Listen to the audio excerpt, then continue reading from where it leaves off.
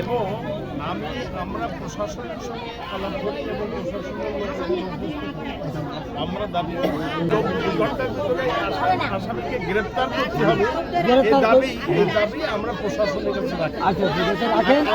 আর এই 24 ঘন্টার পরে আমরা লাশকে বেঁচে থাকবো না।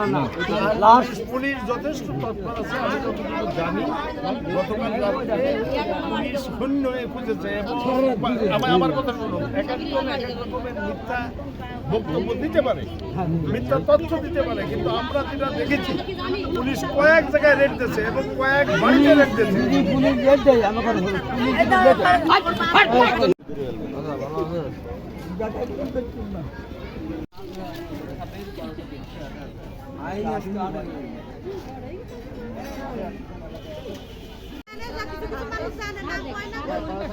ওই